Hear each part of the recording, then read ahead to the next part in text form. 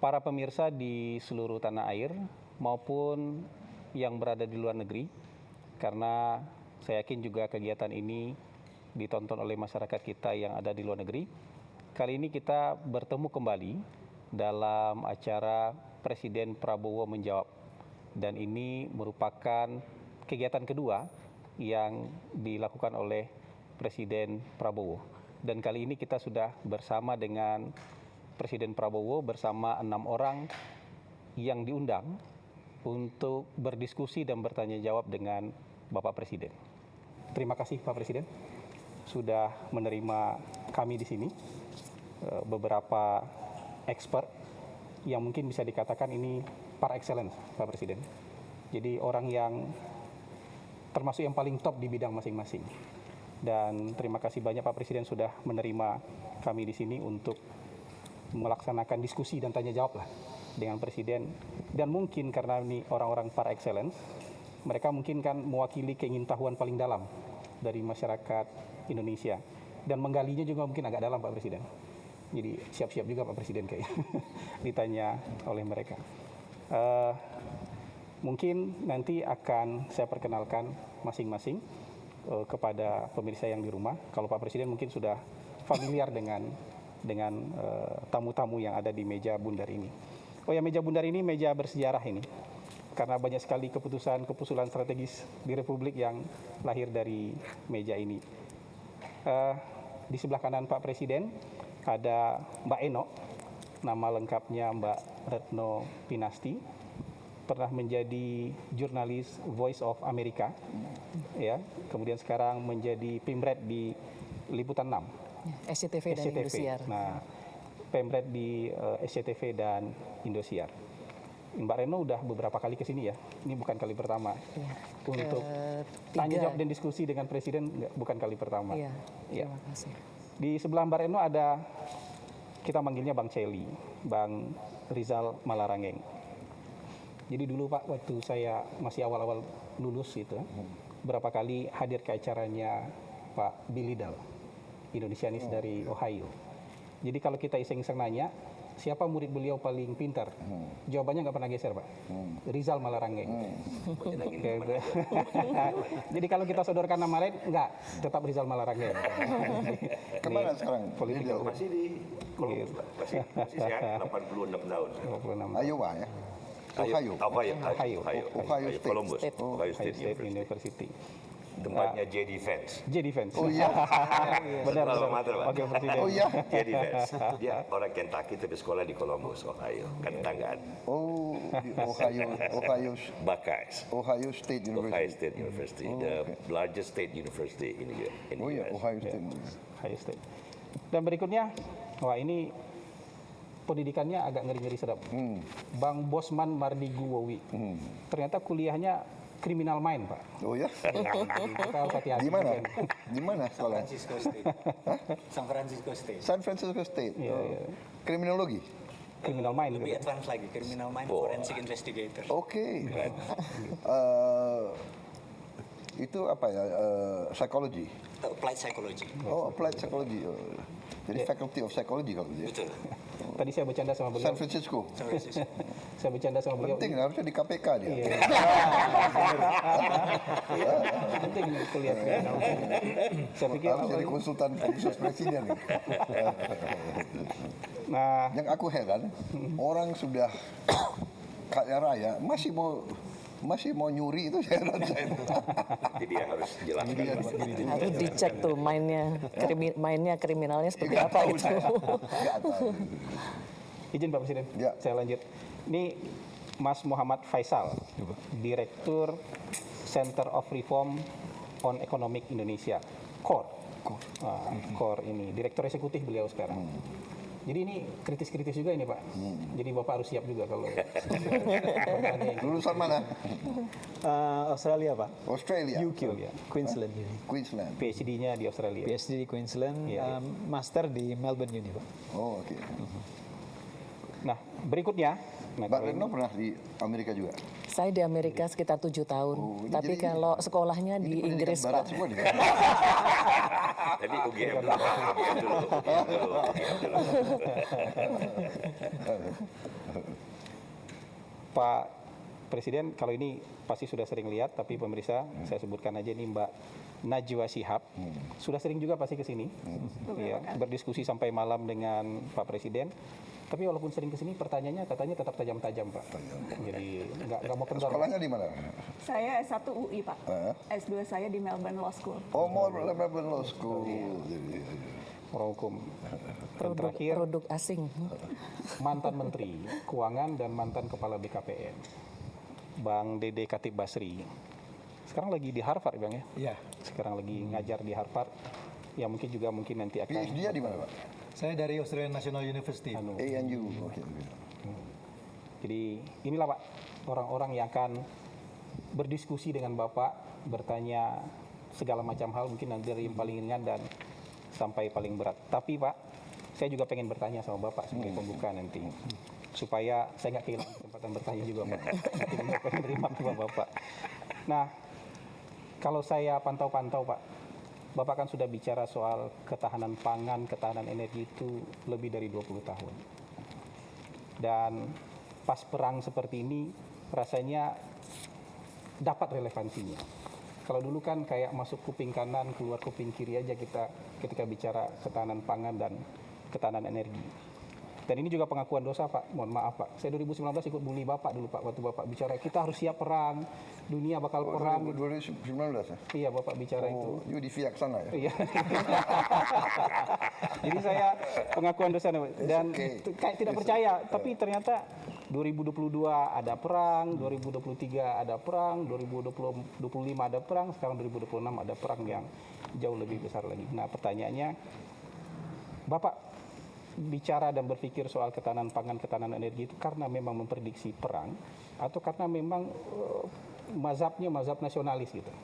Jadi lebih Enggak, kemana saya itu? kira mazhabnya mazhab akal sehat. Common sense and reality. Ya. Jadi saya tuh berpikir selalu mencari the basics, mencari esensi dari masalah. Itu nah, esensi kita bernegara, esensi kita hidup beradab, ya, peradaban manusia, human civilization. Pertama itu kan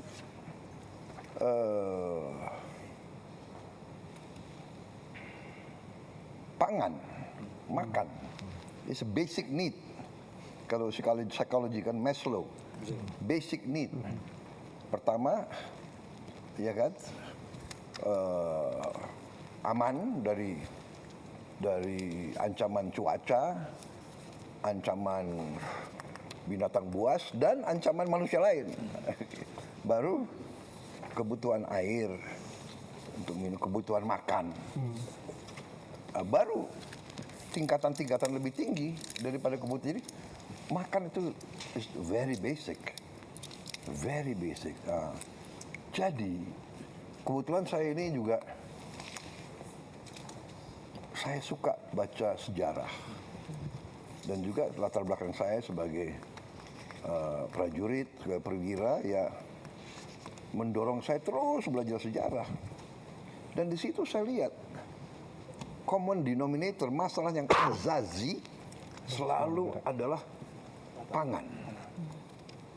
Iya kan? Perang, awalnya perang antara kelompok manusia dan kelompok manusia adalah rebutan pangan. Rebutan daerah di mana ada banyak binatang berburu, atau rebutan sumber air, atau rebutan lahan yang sangat subur. Oh, ternyata di lahan itu, di lembah itu banyak rusa-rusa suka makan di situ. Berarti rumputnya subur. Aku ingin kuasai lembah itu. Tanya ada suku lain, perang, rebutan. Jadi itu yang mempengaruhi saya, sehingga saya lihat kalau kita ingin merdeka, kita harus jamin sumber pangan. Itu juga yang disampaikan oleh Bung Karno kan. Bung Karno begitu dia mimpin Indonesia baru merdeka, yang dia urus sebetulnya ya pangan, pertanian. Dia yang bikin IPB, dia yang selalu ngomong the hungry stomach cannot wait. Iya betul. Iya kan? Jadi itu sebetulnya bukan ya itu. Jadi waktu itu saya berbeda pandangan dengan mazhab atau kelompok yang berpikir oh dengan globalisasi, efisiensi kita bisa belanja aja dari mana saja. Ternyata nggak bisa. Iya, iya. Satu juga perkembangan sains dan teknologi membuat bumi kita sebenarnya semakin kecil. Kalau 200 tahun yang lalu perang di Eropa nggak pengaruh untuk kita.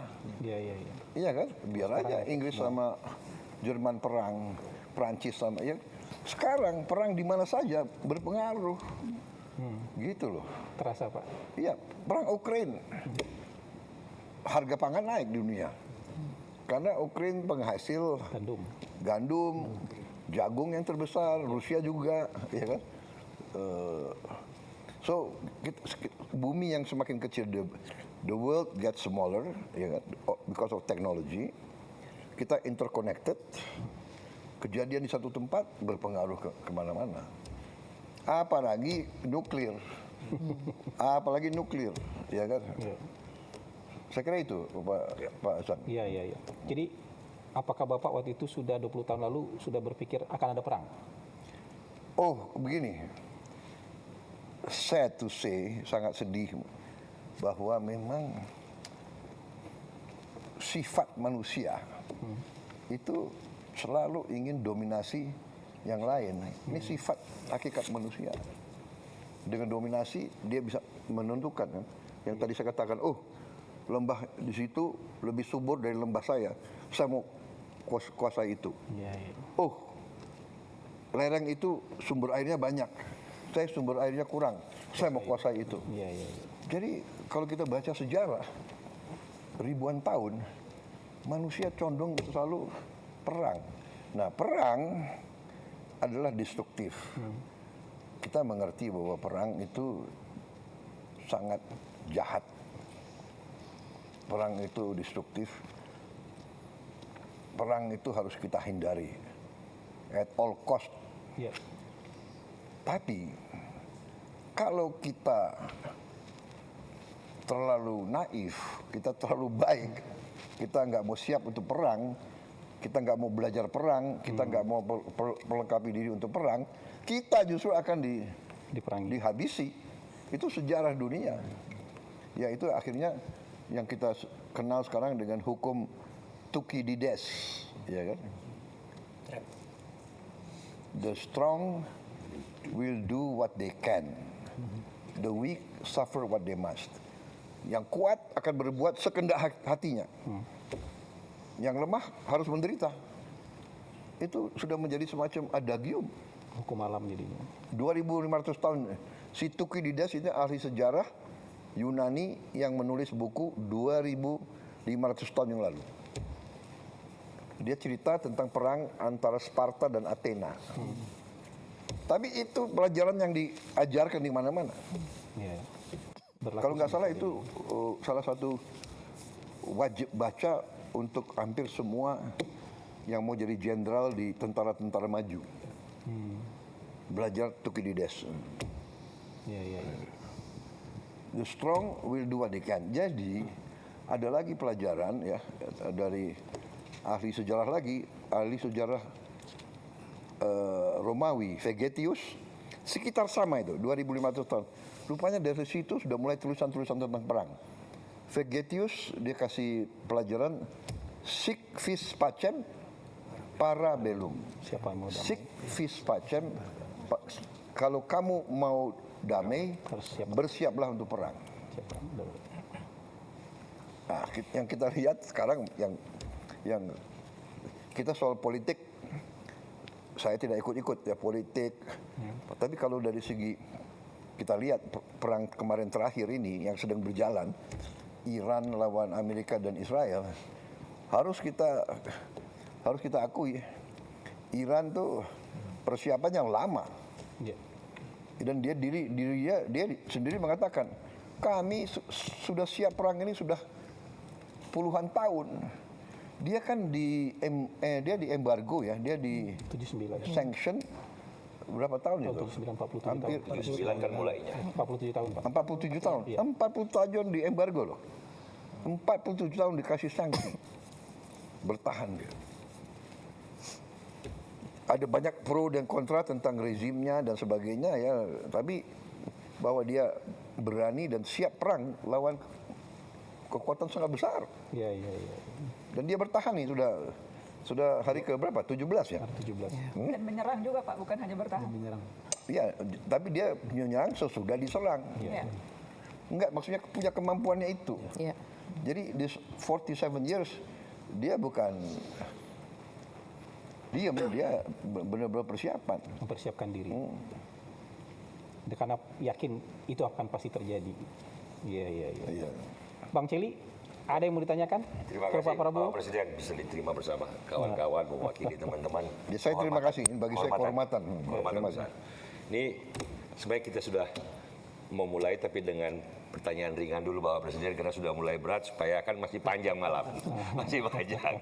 Biar lebih ini sedikit yang lebih ringan barangkali kan banyak persoalan dunia, Bapak juga punya passion geopolitik, belum lagi persoalan dalam negeri.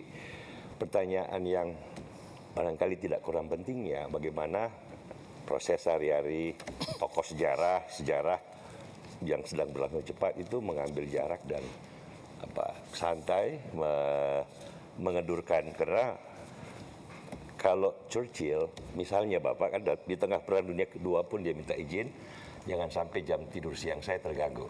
I know it's a war but I need to rest so I can think better. Iya, iya. Kalau ada waktu kosong sedikit melukis dan ngasih makan angsa. Iya. Kalau Ronald Reagan tidur siang juga sama, Iya. baca komik dan menunggang kuda. Seorang Prabowo seperti apa Bapak dalam mengambil jarak dan Saya terus terang aja ya, saya anggap tidur itu penting. Tapi kalau saya teknik agak lain. Saya itu bisa tidur di mana saja. Di mana saja, kapan saja. Ya. Jadi mungkin ini ilmu saya dapat di tentara. Jadi bagi saya umpamanya naik mobil, saya bisa tidur. Naik helikopter, saya bisa tidur. Naik pesawat, saya bisa tidur. Kalau saya antara 2-3 pertemuan, saya masuk 10 menit, 15 menit, saya tidur. Bagi saya 15 menit is nge-charge gitu loh. Jadi lebih power Apalagi nap, 20 ya. menit. My ideal actually is 30 menit. Jadi kadang-kadang antara meeting sama meeting, aku minta jeda setengah jam gitu. Saya tidur gitu. Kalau malam saya ini night, jadi kadang-kadang saya tidurnya jam 1. Tapi jam 3 saya bangun lagi. Kenapa? Ini masalahnya nih, teknologi ya kan. Kan ada YouTube. Iya kan? Bapak ikut juga YouTube untuk Ikut dong, saya harus perkembangan apa terakhir yang terjadi. Iya, iya, iya. Kan kita ini beda 4 jam sama Timur Tengah, Iya. 3 jam. Habis itu sama Amerika sekian jam. Jadi saya harus ikuti apa yang terjadi. Dan itulah mungkin yang membuat saya itu always a bit up to date. Iya, iya. Begitu. Jadi saya ingat waktu itu saya di Singapura. Shangri-La Dialogue. ya. Nah, karena saya punya kebiasaan jam 3 saya bangun, saya buka YouTube. Jam 3 di Singapura ya. Itu kalau nggak salah di Washington DC 3 pagi itu 3 siang. 3 sore. Iya. Around 3 siang ya. Di Washington. Di situ kalau nggak salah at that time Presiden Biden, Presiden Biden baru ngomong sesuatu gitu loh. Tentang kalau nggak salah Palestina atau apa. Karena saya langsung baca waktu saya jam 9.10 pidato, saya yang pertama Menyampaikan. Address. menyampaikan tanggapan saya terhadap pidatonya Biden gitu loh. So, ya kan itu. Berkah sepertiga malam terakhir ini. Jadi memang itu. Gitu Pak ya. Itu ya. Jadi saya kalau Winston Churchill memang dia bisa mungkin ya. Karena tempo tahun 40-an, 50. Ya, betul, belum ada YouTube Pak. Iya, dan perkembangannya kan begitu. Iya. Tapi hebat dia memang benar. Saya kira benar. Jadi saya dulu waktu di tentara. Jadi begini, ada fenomena dan kita sering diejek oleh bangsa-bangsa lain, terutama bangsa Barat. Bangsa Barat, bangsa kulit putih, anggap orang Indonesia, orang pribumi itu pemalas. Ini ada tulisan-tulisan mereka. Waktu kami turne istilah mereka, turne ke desa-desa, kami selalu lihat pribumi itu tidur. Jam berapa dia turne? Dia turne jam 11, jam 12 siang. 12 siang, matahari di puncak. Siapa yang mau ke sawah ya Pak? Ini bukan soal malas. Ini adalah kearifan dari nenek moyang kita. Kita diajarkan. Saya anak muda, saya di tentara diajarkan. Jam 12 berhenti kegiatan. Kita di tentara jam 12 berhenti kegiatan. Jam 11 kadang-kadang di semua asrama itu bendera hitam keluar. Ini puncak kepanasan. Kalau kita di luar heat stroke. Jadi kearifan nenek moyang kita, kalau kita kerja jam 11, jam 12, mati. Heat stroke. Jadi kalau si Belanda datang, orang pribumi tidur, ya ini menghindari itu. Tapi dia tidak lihat. Si pribumi itu jam 4 bangun, dia sudah kerja di sawah jam 5 pagi. Betul. Kan begitu. Baru istrinya bawa makan tuh jam 9, jam 10. Baru kembali, ya dia memang tidur siang. Tidur siang itu survival instinct. Strategi kebudayaan. Iya, survival instinct. Saya pernah kedatangan seorang, waktu saya udah keluar dari tentara, saya masuk bisnis, saya kedatangan ini. Seorang, nggak tahu orang Inggris, banker, beautiful suit, datang di kantor saya, dia bikin joke. Dia bikin joke terhadap orang Indonesia. Ya, I don't know. I think you Indonesians, your hobby is sleeping, dia bilang. Wah, aku untung udah pensiun kan. Apa dasarnya? Dia bilang, you know, every time I see my driver, he's always asleep in the car.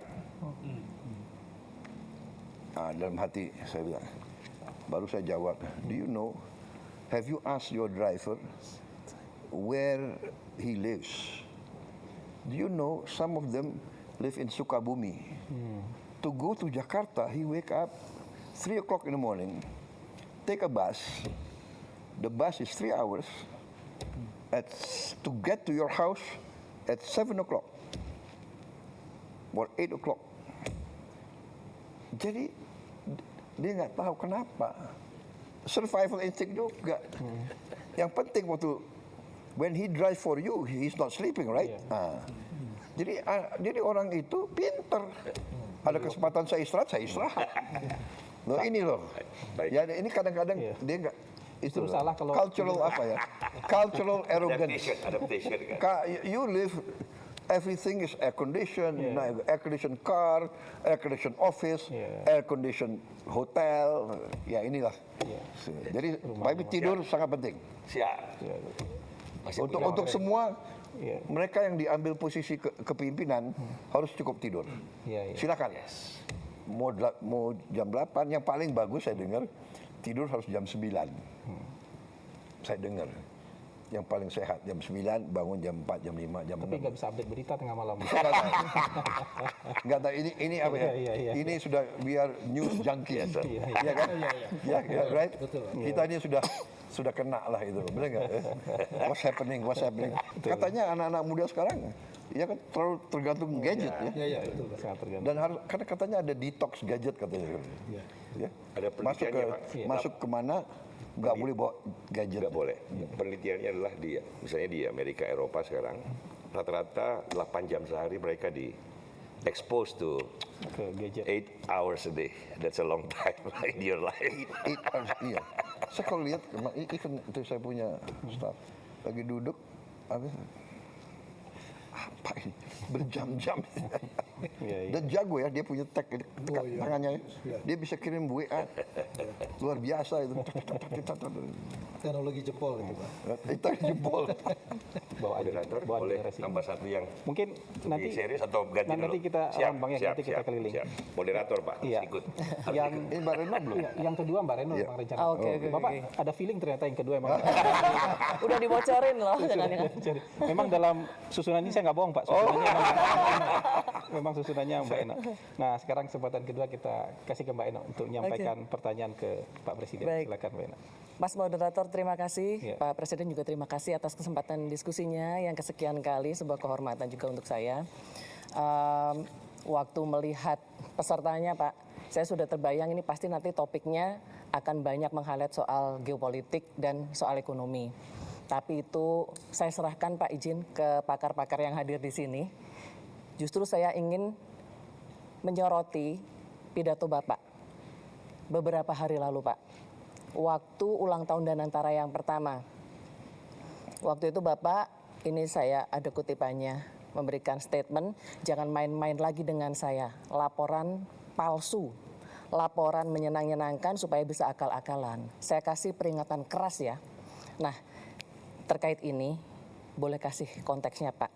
Ini kira-kira laporan palsu ini terkait apa, oleh siapa, seberapa sering, dan kira-kira bagaimana Bapak bisa sadar bahwa selama ini Bapak ada beberapa data yang palsu ya dalam laporan yang Bapak terima. Karena gini Pak, kesalahan data itu dalam laporan akibatnya bisa fatal. Bisa salah prioritas, Bapak bisa salah alokasi sumber daya juga, apalagi Bapak kan pemimpin militer ya. Setidaknya dulu pernah menjadi pemimpin militer, dan dalam militer itu kalau salah data itu taruhannya nyawa Pak. Nah pertanyaan saya, apakah Bapak siap, benar-benar siap Pak, untuk menerima laporan yang tidak menyenangkan? Itu yang pertama.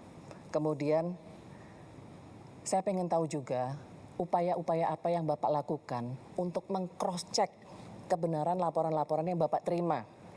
Apakah Bapak misalnya mencari second opinion, atau Bapak mencoba mencari fakta di lapangan, mungkin Bapak sidak, atau Bapak mungkin melihat keluhan-keluhan masyarakat di sosmed, atau mungkin ada rencana atau sudah ada mungkin Bapak membuka saluran khusus untuk pengaduan dari masyarakat barangkali.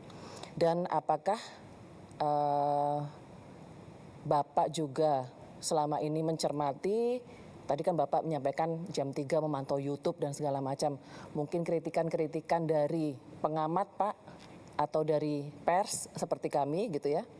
Dan yang ketiga saya ingin tahu, siapa teman diskusi Bapak? Karena gini Pak, apakah masih ada sosok-sosok non-birokrat ya Pak ya, yang selama ini menjadi teman diskusi Bapak, semacam West Wing lah katakan seperti itu. Apakah mungkin, saya nggak tahu apakah KSP masih menjalankan fungsi itu gitu ya, karena dalam pengambilan keputusan atau kebijakan biasanya untuk mematangkan itu perlu diskusi. Jadi saya ingin tahu siapa Pak yang memainkan peran devil's advocate selama ini untuk Bapak. Panjang ya Mas Moderator ya? Pertanyaan tadi ya. 3 ya, tapi satu topik ya. Baik, jadi kita ini, apalagi saya selalu katakan, saya sudah lama jadi orang Indonesia. Jadi budaya ABS ini, asal Bapak senang, asal Ibu senang, laporan palsu ini sudah membudaya.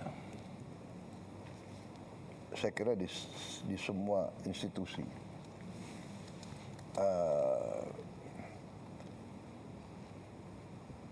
This is part of our problem. Ya, benar. Kalau salah informasi, ya keputusan tidak baik, ya kan. Dan ini masalahnya, ya. Sehingga kita harus punya mindset untuk waspada terhadap setiap laporan. Dan benar, Mbak Retno, kita harus mau dan berani untuk menerima laporan yang paling tidak enak.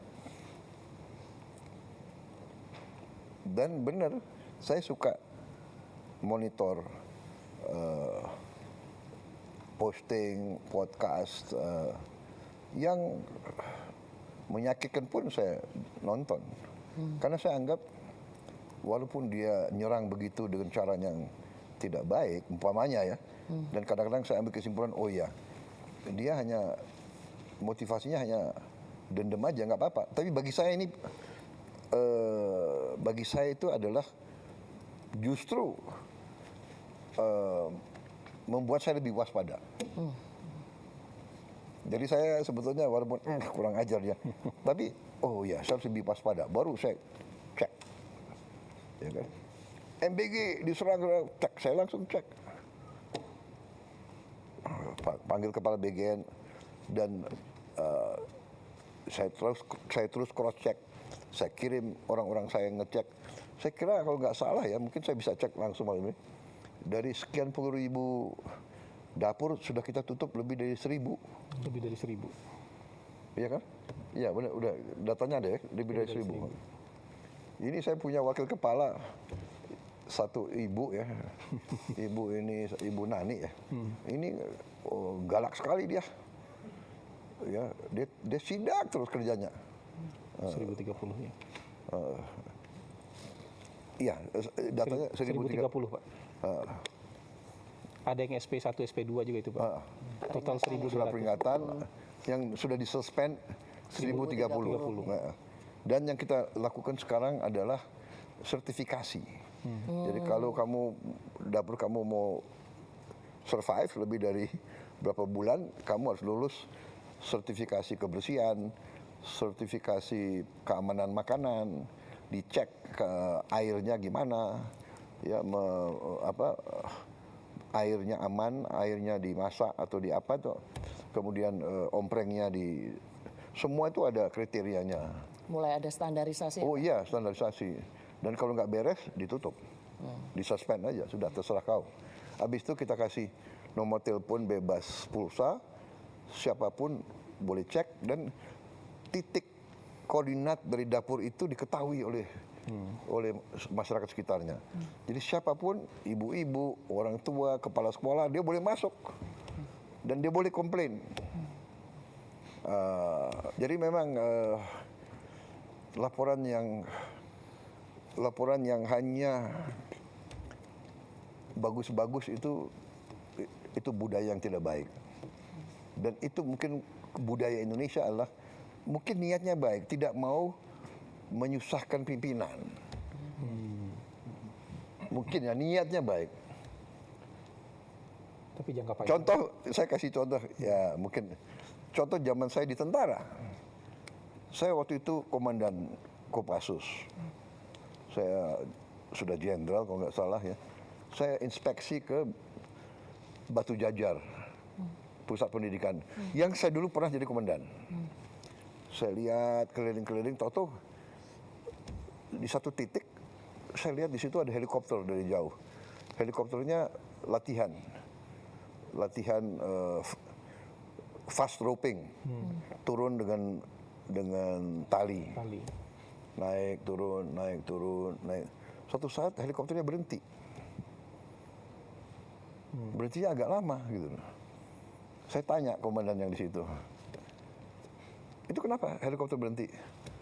Oh, break Pak untuk makan. Udah kan, break untuk makan kan. Jadi saya nggak tanya lagi.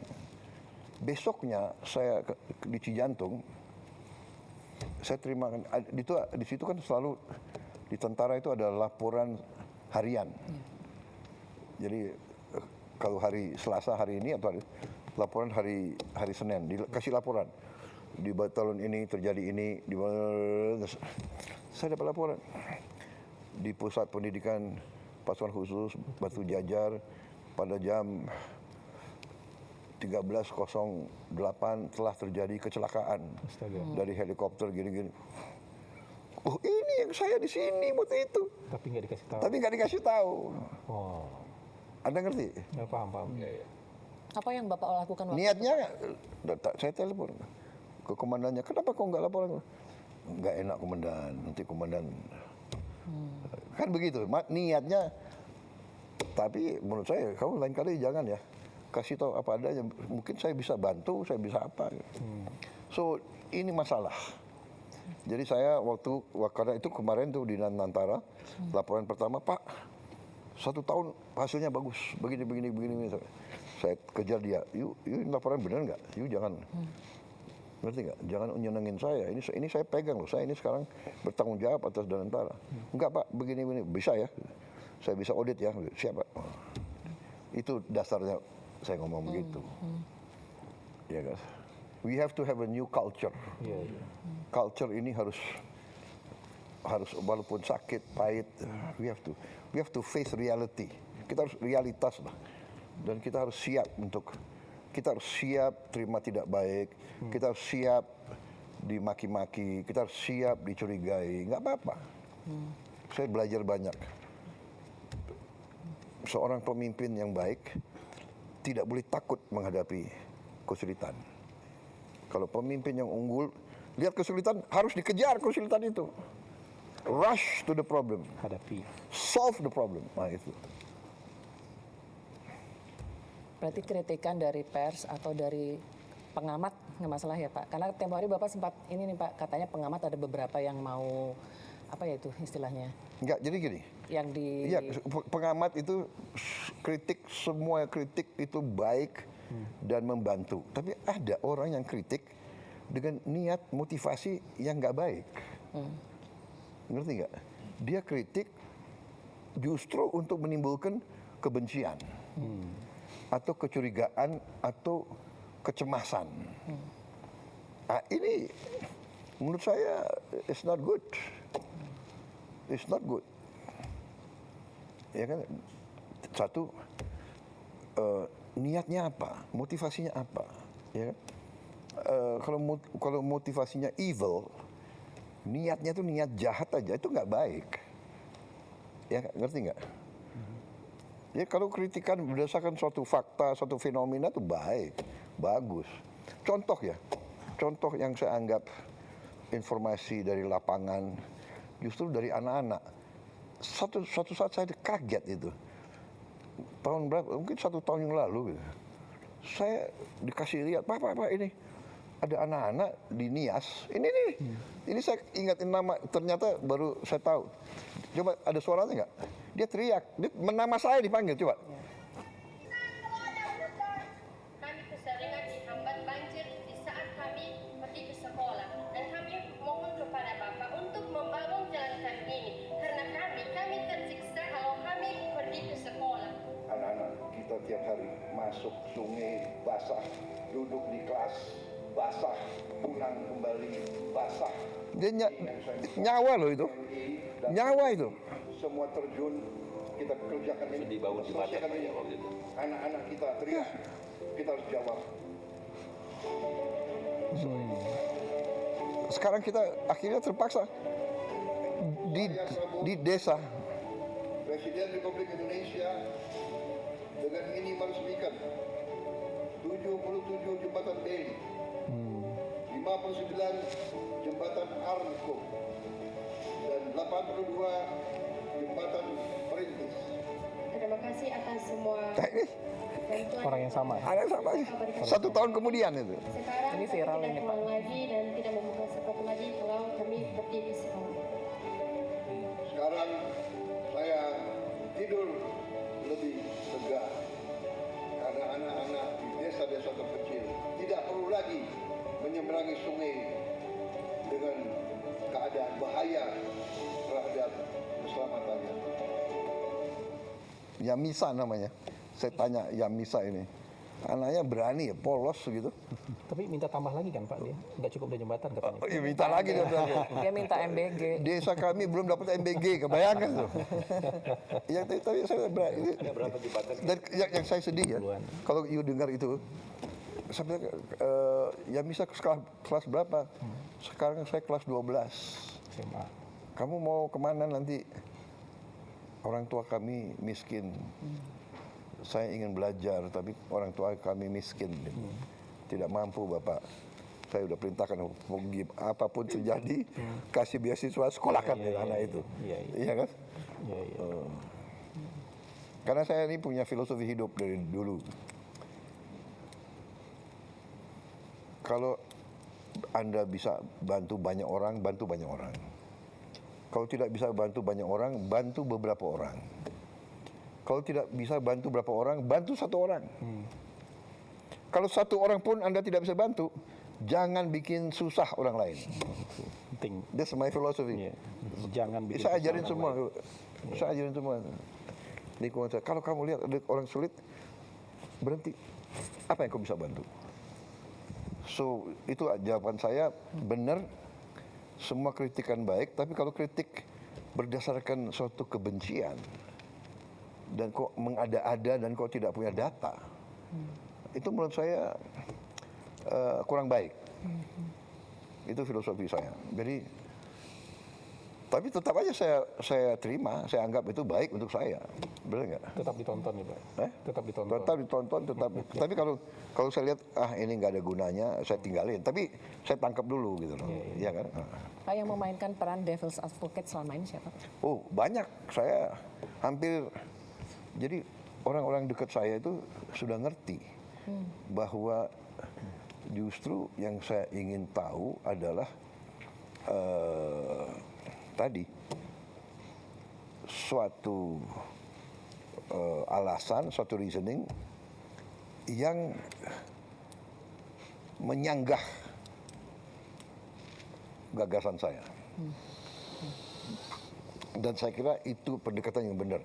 Kalau pemimpin kumpulin pendapat saya begini, itu rata-rata semua akan setuju.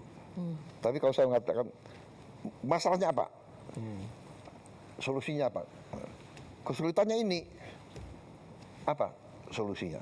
Seperti jembatan, sebetulnya, maaf ya, dana desa sudah kita keluarkan ke desa.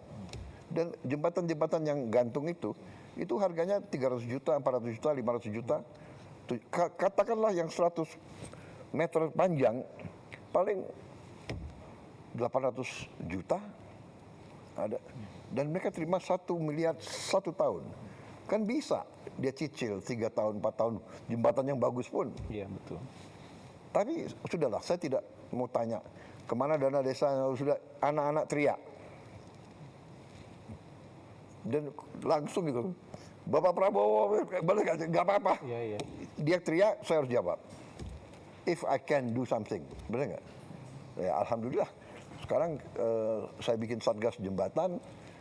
Selain yang daerah bencana, dia laporkan bahwa yang paling mendesak kurang lebih 3.000 titik. Besar sekali ya. Tapi insya Allah awal 2027 selesai 3.000. Semua provinsi Pak ya? Semua provinsi. Iya. Nasional. Oke. Siap. Cukup Mbak Eno sementara ya, round 1. Siap. Kita mungkin masuk ke tema ekonomi Pak. Agak berat lagi Pak. Silakan. Silakan Bang Dede Basri. Terima kasih moderator. Terima kasih Bapak Presiden. Mungkin saya berikan sedikit konteks Pak, karena ini concern saya. Saya itu melakukan penelitian mengenai... Maaf ya, kan ini diskusi ya. Gak usah setiap saat Bapak Presiden nanti Anda nggak enak, ya kan, bener kan? Mas Prabowo gitu, bener kan? Janganlah Pak. Ini di luar jam ya. Apa saya buka ini kali ya? Gak ada yang berani Pak. Justru kalimat kita nggak keluar nanti kalau gitu. Nggak tahu saya.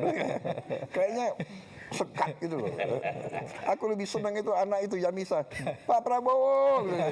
Dia nggak bilang Bapak Presiden kan? Hah? Kadang-kadang ya anak-anak itu lebih polos ya. Iya betul. Hah? Aku kadang terharu gitu. Betul, betul. Kamu mau belajar apa? Saya sih mau studi Pak, mau jadi dokter. Tapi orang tua saya nggak mampu. Aduh. Saya udah kasih tahu staff saya. Pokoknya dia harus sekolah. Iya, iya, iya. Tidak boleh orang tua tidak mampu, anak yang nggak boleh. Itu apa ya motivasi saya itu. We have to create suatu bangsa Indonesia yang ya kan, anak orang paling miskin pun harus bisa sekolah. Sebenarnya itu Undang-Undang Dasar 45. Ya. Betul. Ya. Saya lanjutkan Pak Ya. ya. Jadi saya melakukan penelitian Pak mengenai social unrest Pak, unjuk rasa di berbagai negara di dunia. Kenapa dalam 25 tahun terakhir itu unjuk rasa frekuensinya makin banyak Pak? Temuan yang menarik itu adalah ada hubungan yang sangat kuat antara menyusutnya kelas menengah dengan unjuk rasa. Itu terjadi di Latin Amerika, di Southeast Asia, termasuk di Indonesia Pak. Ya. Nah, data kita yang terakhir itu menunjukkan sepanjang 2019 sampai 2024 Ya. itu kelas menengahnya menyusut, Pak. Ya. Nah, kita kalau lihat dari angka pengangguran, betul angka pengangguran kita itu turun, Pak. Ya. Tetapi sekarang tingkat pengangguran tertinggi adalah mereka yang educated. Ya. Apakah itu tamatan universitas, SMA, SMK. Nah, ini problem baru nggak hanya unik di Indonesia, di seluruh dunia, Pak. Karena pertumbuhan ekonomi itu menciptakan lapangan kerja, tapi informal, Pak. 80% dari lapangan kerja yang tercipta tahun 2019 sampai 2024 itu informal, Pak. Dan upahnya itu sekitar $120 sebulan. Nah, Bapak bisa bayangkan, mereka terdidik, mereka muda, mereka punya informasi, YouTube segala macam. Ini kemudian bisa jadi potensi dari social unrest. Dulu di tahun 90 Pak, isu inequality itu mungkin samar buat orang. Tapi dengan sosial media itu berubah menjadi daily reality show Pak. Karena dia bisa lihat bagaimana cara hidup orang. Nah karena itu saya concern ya, kalau penciptaan lapangan kerja kita ini informal, ini bisa jadi soal ke depan. Apa yang kira-kira Bapak Presiden akan lakukan untuk address supaya lapangan pekerjaan ini yang tercipta adalah lapangan pekerjaan yang decent, Pak. Tidak hanya sekedar create jobs, but create good jobs. Mungkin itu, Pak. Justru inilah yang saya sedang lakukan. Justru ini. Makanya saya menyampaikan waktu saya maju sebagai presiden, saya tidak bicara lagi pembangunan bangsa. Saya bicara transformasi bangsa. Yang terjadi adalah deindustrialisasi. Yang terjadi adalah uang Indonesia tidak tinggal di Indonesia. Saya ingin hilirisasi. That's the only way. Kita tidak boleh ekspor lagi bahan mentah. Kita harus mengolah bahan mentah itu menjadi turunan produk industri yang bernilai tinggi. Di sini nanti bisa anak-anak muda yang pintar-pintar bekerja. Create good job. Saya akan buka pabrik mobil. Kenapa kita jadi pasar mobilnya orang lain? Kenapa? Karena will. Dengan segala hormat, Korea. Sumber alam Korea apa? Coba periksa.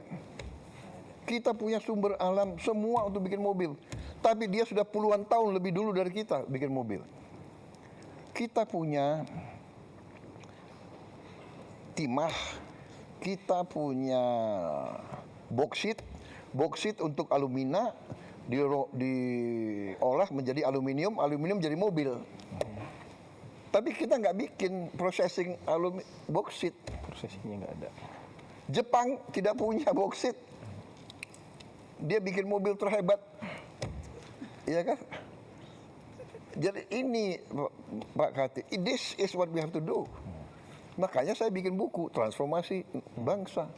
Saya katakan strategi transformasi bangsa. We have to transform. There's no other way. Untuk kita industrialisasi, kita harus melakukan ratusan pabrik. Itu yang kita sebut pohon industri. Dan kita sudah map out. We have a plan actually. Pohon industri untuk semua komoditas penting yang kita punya. Kelapa saja ternyata di negara manapun dianggap suatu miracle crop. Minyak VCO, virgin coconut oil, itu dianggap anti cancer. Di Amerika saya punya teman-teman jenderal Amerika, dia minum tablet virgin coconut oil yang dibikin bubuk jadi tablet. Tiap makan dia minum itu. Harga kelapa itu tinggi sekarang. Kita baru punya 1-2 pabrik kelapa. Selama ini kita ekspor kelapa gelondongan. Kelapa. Hampir semua komoditas. Ya, kita punya kopi terbaik. Tapi kita import Starbucks. Ya, Nestle, Nescafe. Iya kan? Kita punya coklat terbaik. Tapi kita import, kita makan KitKat, kita makan Cadbury, ya kan? This is what we have to do. Jadi justru ini jawabannya adalah industrialisasi. Yang sekarang ini is actually to win time. To win time. Win time adalah kita harus hilangkan kemiskinan. Bahwa kelas menengah turun, saya yang ungkapkan. Saya ungkapkan di mana-mana. Itu yang menohok saya. Saya tadi bangga juga 7 tahun pertumbuhan 5%. Tahu? Loh, pertumbuhan tapi orang miskin tambah. Kelas menengah kurang kok. There's something wrong with the system. Yeah. So you're exactly correct. We have to industrialize. And now it's not even industrialization. Now it's science. STEM. Ya kan? Contoh, kita kekurangan 100, kalau tidak salah 120.000 sampai 140.000 dokter. 140.000 dokter kurang.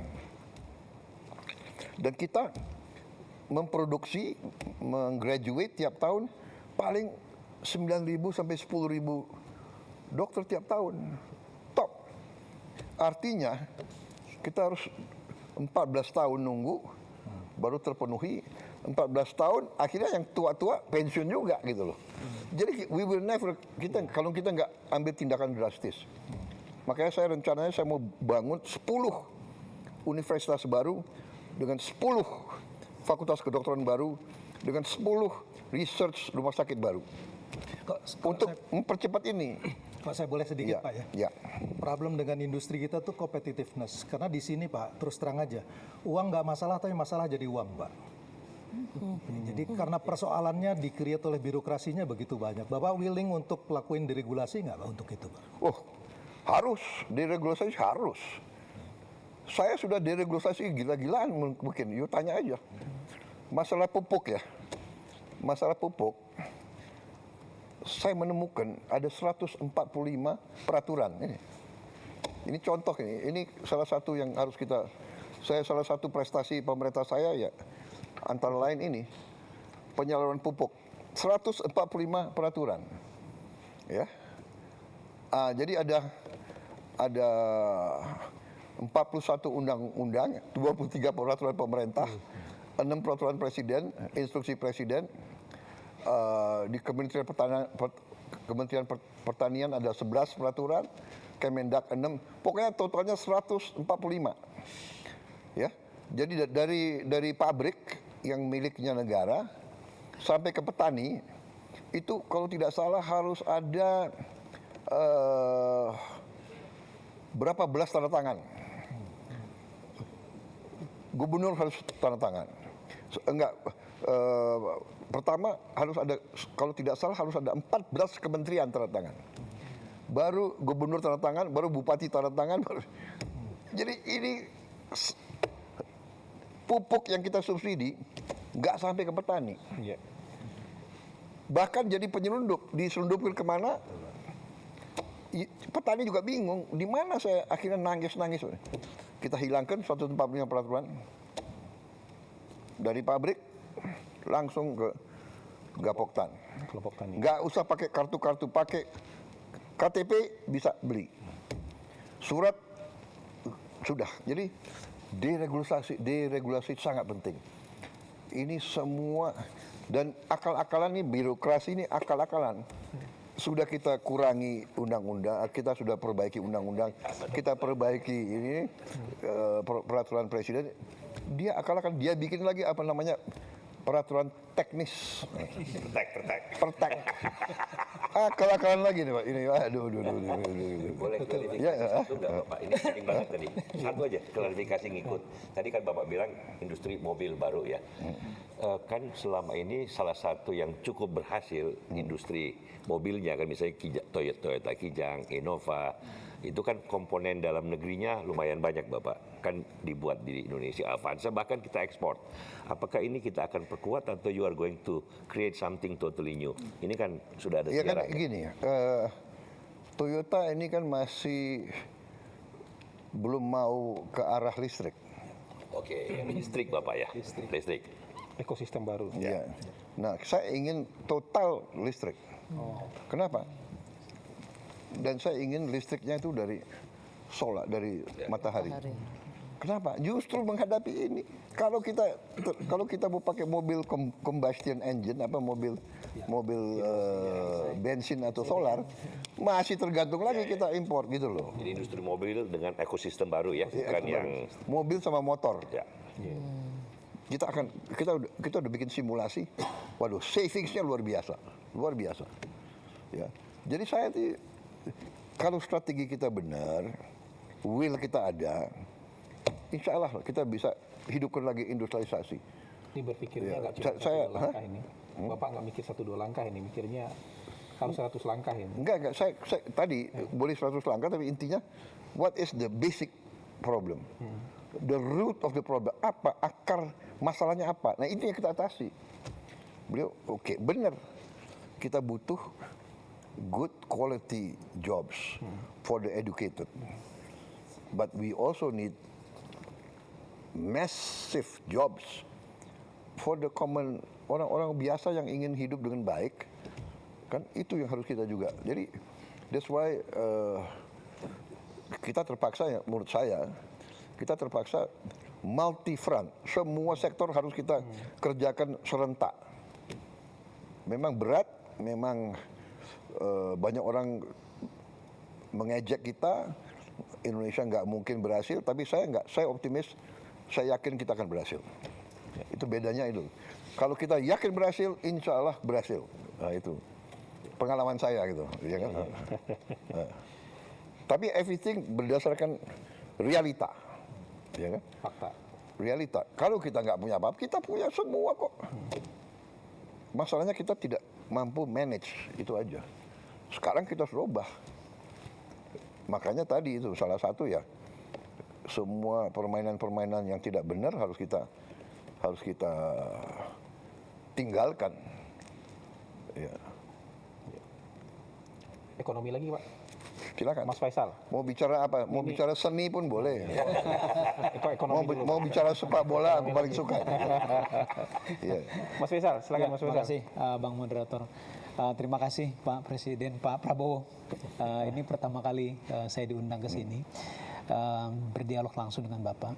Sebetulnya tadi ketika Pak Prabowo menyebut masalah industrialisasi dan hilirisasi, sebetulnya saya mau bertanya soal itu karena kami di KOR banyak sekali melakukan kajian kaitannya dengan industri, termasuk EV tadi dan juga ke daerah-daerah smelter, Pak. Tapi sepertinya untuk yang round pertama ini saya ingin menanyakan tentang yang sedang hangat dibicarakan sekarang. Jadi dampak daripada perang terhadap ekonomi domestik kita, Pak. Kita tahu harga minyaknya kan sudah sempat beberapa kali menyentuh $100 per barel. Rupiah juga sudah sempat menyentuh 17.000 per US dollar. Jadi dari hitung-hitungan kami sendiri di Korpa, memang kalau dalam waktu yang panjang, ICP harga minyak dunia itu di atas $80 per barel dan nilai tukar rupiah di sekitaran 17.000, memang dampaknya ke pembengkakan subsidi energi itu bisa lebih dari 100 triliun tambahannya saja, Pak. Itu artinya kalau dibandingkan persentase terhadap PDB berarti sudah tembus 3%. Nah, saya mendengar dari media bahwa Pak Prabowo ingin menahan itu, bahwa defisit APBN tidak tembus 3%. Tapi pertanyaannya bagaimana, Pak? Karena concern kami kalau seandainya menahan 3% itu dilakukan dengan efisiensi yang caranya sama dengan tahun lalu 2025, kita sudah saksikan sendiri, Pak, bagaimana dampaknya. Saya ketemu dengan banyak pelaku. Dampaknya bagaimana? Termasuk di daerah, Pak. Di daerah, kalau Bapak ingat ada gejolak di Pati, gejolak di beberapa daerah yang lain, itu karena susah untuk mencari jalan keluar bagi daerah untuk terpaksa mereka menaikkan pajak. Karena transfer ke daerah kan dipotong, Pak. Karena efisiensi juga. Nah, jadi apakah cara untuk efisiensi yang Bapak ingin lakukan sama, ataukah mungkin ada cara yang lain, Pak? Misalnya, contohnya begini, Pak. Apakah ada terpikir cara untuk refocusing misalnya, Pak, ya? Termasuk misalnya mengalihkan sebagian daripada program-program yang sudah ada yang banyak banyak alokasi anggarannya, termasuk mungkin program prioritas, ke pos-pos yang sifatnya tanggap darurat ini, Pak. Oke, saya jawab. Iya, Pak, silakan. Pertama, tolong Anda cek Ya. transfer ke daerah mana yang dipotong dan mana yang tidak dipotong. Ya, kalau tidak salah yang dipotong juga yang bersifat tidak produktif. Dan saya ingin jelaskan, waktu pertama kita lakukan efisiensi, kita menghemat 308 triliun dari pusat sebagian besar. Ya. Dan dari mana itu? Dari semua pengeluaran yang akal-akalan. Keyakinan saya itu semua 308 ini kalau tidak potong, ini ke arah korupsi. Pak Muhammad, saya kembali ke dasar ya. Saya akan kembali ke dasar. Bapak kan ekonom. Kalau kita bicara ekonomi Indonesia, selalu keluar angka ICOR. Betul. Ya, incremental capital output ratio. ICOR kita 6,5. Ya, tinggi sekali. Dibandingkan dengan Korea, mereka itu 4. Singapura 4. Kalau tidak salah Thailand 4, India 5. Artinya apa? Kalau kita lihat kita 6, Korea 4, Singapura 4. Arti itu adalah 4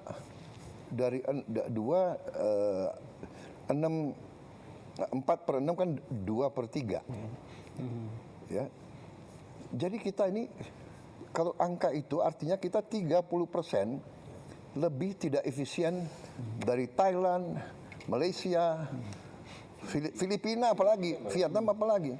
Vietnam 3,6, Filipina, saya mau tanya. 2 kali lipat tidak Ya, efisien. saya mau tanya ya, Pak Muhammad. Kita bedanya apa sama orang Filipina? Kita rasnya apa? Apa kita lebih bodoh? Kita lebih tidak efisien.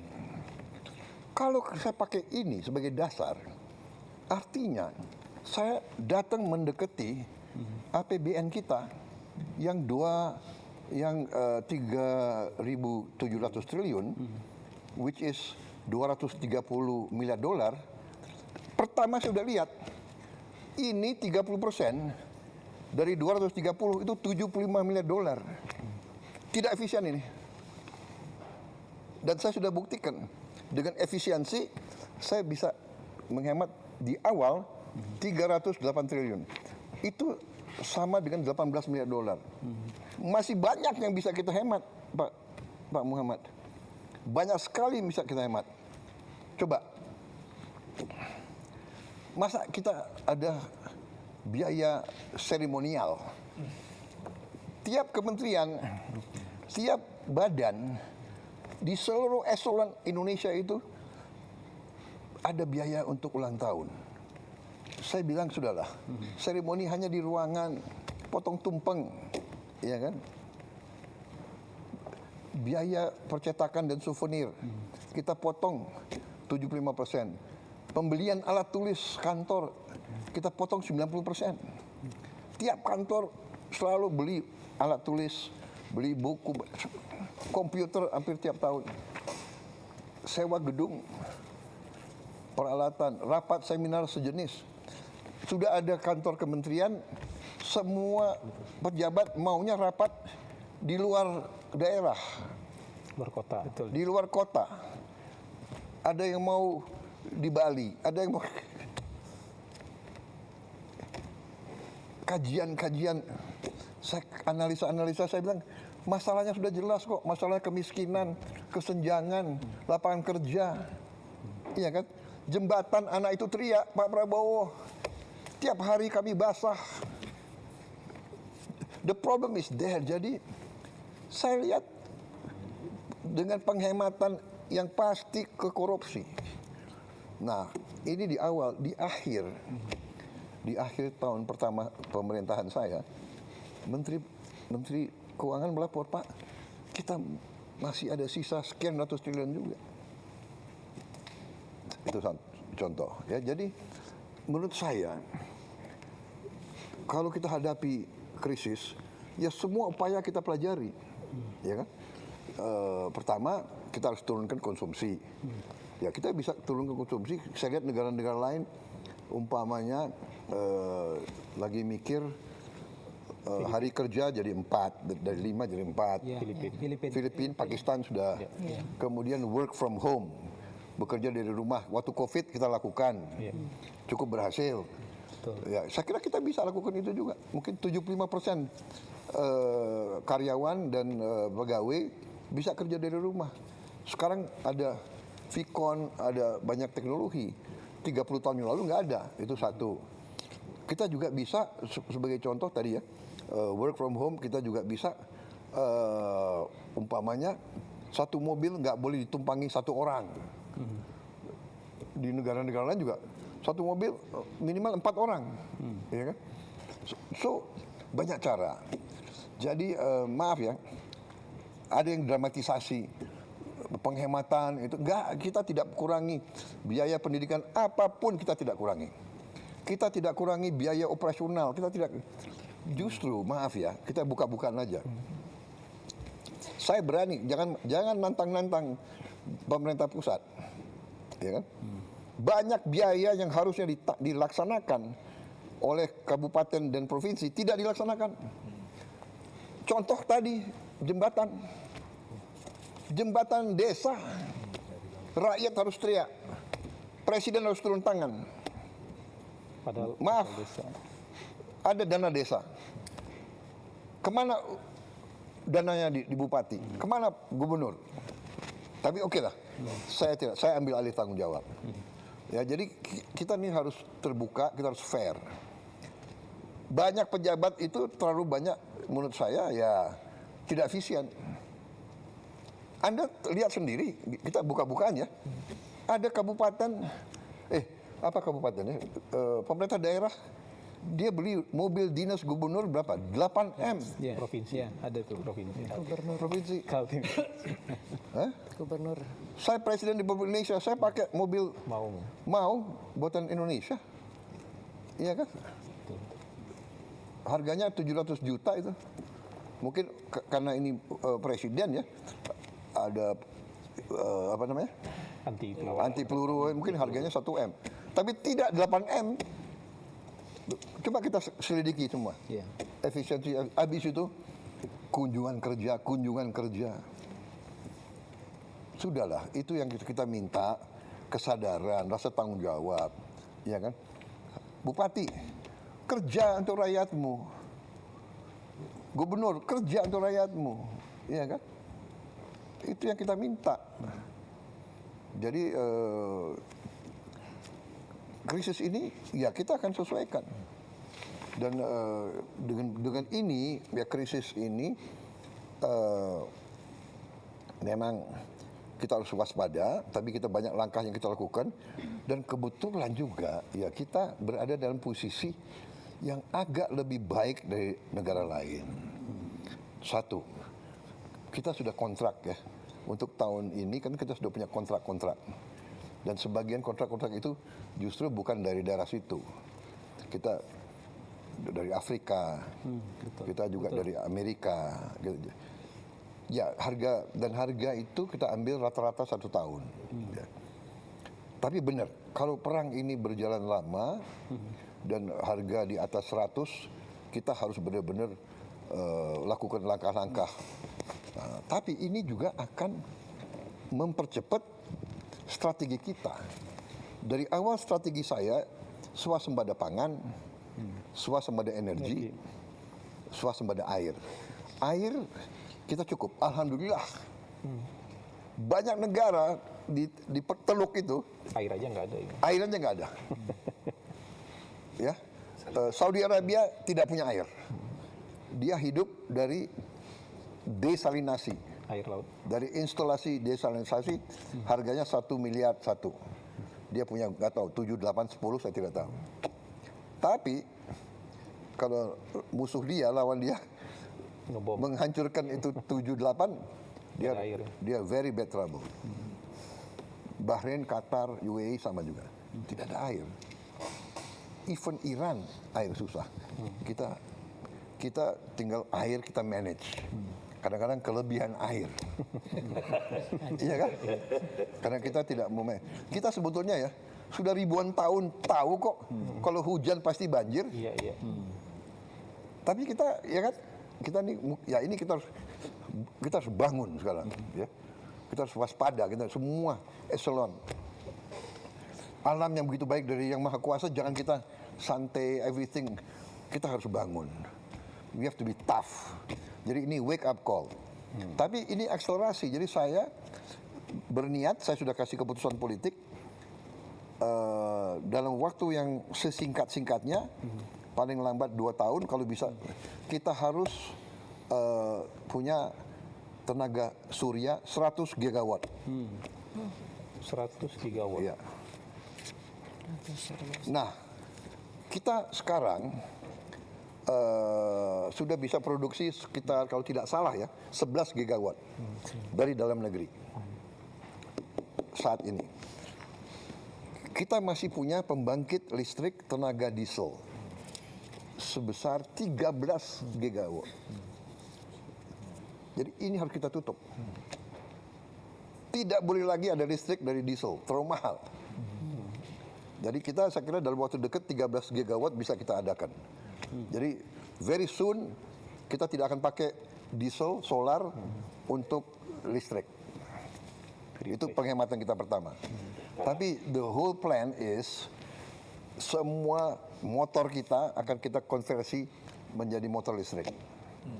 Semua mobil, semua truk, semua traktor harus tenaga listrik. Jadi nanti orang kaya yang punya Lamborghini, Ferrari, silakan lo pakai bensin, lo bayar aja harga dunia. Mau $200, ya kan? Terus lo orang kaya kok. Yang lain kita sudah bikin simulasi. Ternyata yang naik motor, kalau dia pakai listrik, pengeluarannya tinggal 20%, 1/5. Jadi this is our game changer. Ini game changer. Cina, Tiongkok, dia sudah punya 800 gigawatt. Dia the most advanced in tenaga surya. Untuk solar panel. Besar-besar. Saya pernah ingat, saya nggak tahu ya, 10 tahun atau berapa tahun yang lalu saya di Beijing, siang-siang kuning. Kalau nggak salah sebelum Olimpiade itu. Oh iya. Smognya kuning siang hari. Kita nggak berani keluar. Ya. Sekarang Clean.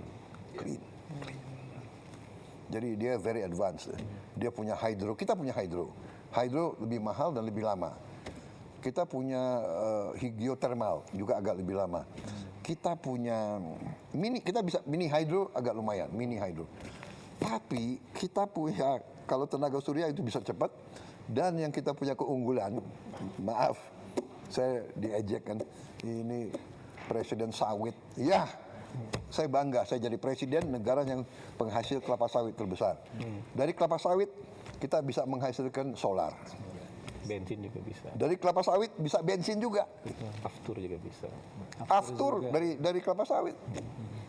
Jadi we are in a better position than many countries. Tapi benar, 1 tahun ini kita harus benar-benar waspada. Ya, mau tidak mau kita harus semua merasakan, kita kurangi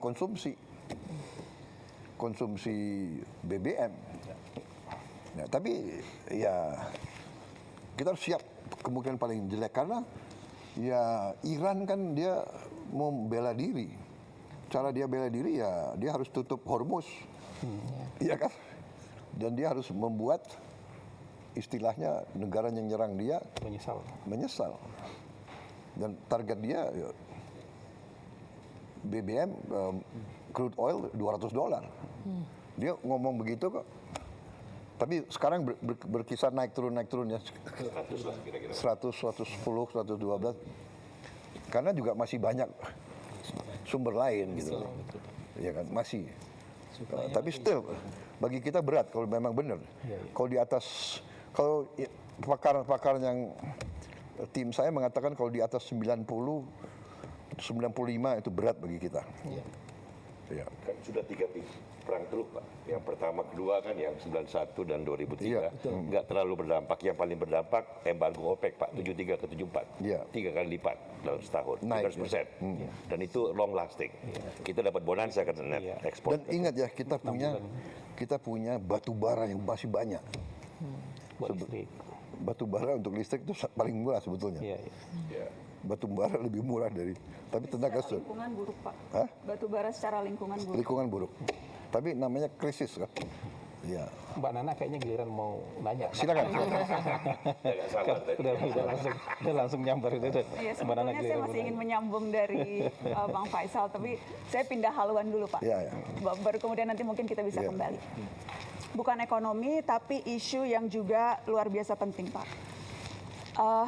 Aktivis kontras, Pak, bernama Andri Yunus, disiram air keras, mengalami luka serius. Luka bakar hampir 20%. Kornea matanya sebelah kanan juga rusak. Kapolri sudah mengatakan mendapatkan instruksi langsung dari Pak Presiden untuk mengusut kasus ini. Dan saya juga ingin mengutip Menteri Koordinator Hukum, Menteri Bapak Pak Yusril, Komnas HAM, Komisi 3 DPR, semuanya menilai ini bukan sekedar tindak kriminal, Pak Presiden, tetapi ini serangan terhadap demokrasi, serangan terhadap pembela HAM. Saya ingin tahu posisi Bapak, apakah setuju dengan penilaian itu, Pak? Ya pastilah. Ini terorisme, iya kan? Tindakan biadab harus kita kejar, harus kita usut. Harus kita usut. Sampai ke bukan hanya pelaku lapangan, tapi apakah siapa yang nyuruh, siapa yang nyuruh, siapa yang bayar. Termasuk apabila ternyata yang melakukan itu aparat negara, Pak? Ya jelas dong. Yang berseragam. Tidak akan dilindungi, tidak akan ada impunitas. Tidak akan. Bapak menjamin itu, Pak? Saya menjamin. Tapi sebaliknya, kalau ini provokator yang bukan dari pemerintah, bukan dari aparat, jelas kita harus usut kok. Ya. Pola yang terjadi selama ini, kasus-kasus teror itu berulang dan tidak pernah terungkap sampai yang memberikan perintah, sebatas di pelaku lapangan. Spesifik, Pak, saya mau menyebutkan, ini yang terjadi selama setahun terakhir, Pak. Ada yang tadi Bapak sebutkan, wartawan Tempo, Francisca Christy Rosana, ada Tio Ardianto, ada Ramon Doni Adam, ada Firindian Aurelio, ada Sheryl Anavita, ada Iqbal Damanik, ada Zainal Arifin Mohtar. Latar belakang mereka, Pak Presiden, semuanya beragam, tetapi kesamaannya adalah semuanya kritis menyampaikan pandangan di muka publik. Apakah Bapak bisa memahami ada kekhawatiran yang muncul bahwa ruang aman untuk bersuara menjadi semakin menyempit, Pak? Anda merasakan, apakah dibandingkan dengan banyak negara, apa kita batasi nggak? Ada yang merasakan, coba lihat, kita batasi nggak? TikTok, fake news, hoax, kebohongan yang disiarkan tiap hari. Coba Anda lihat, coba bandingkan sama negara lain. Karena yang terjadi adalah dampaknya yang kita lihat Pak. Mereka yang bersuara kritis. Iya, mendapatkan tapi kadang-kadang intimidasi. ada orang, Mbak Nana, kita ini bukan anak kecil, kita sudah hidup lama. Kadang-kadang kan ada peristiwa yang justru dibuat seolah, Anda ngerti ya, itu namanya provokasi. Itu ada di buku Mbak Nana, ada di buku intelligence, ada itu. Itu namanya false flag operation. Iya kan? Melakukan aksi teror seolah yang lakukan orang Palestina, tapi yang lakukan bukan orang Palestina, yang lakukan Mossad. Itu terjadi. Sebetulnya Anda paham ya? Iya. Jadi sama juga ini. Ini mau mengarah bahwa rezim kita otoriter.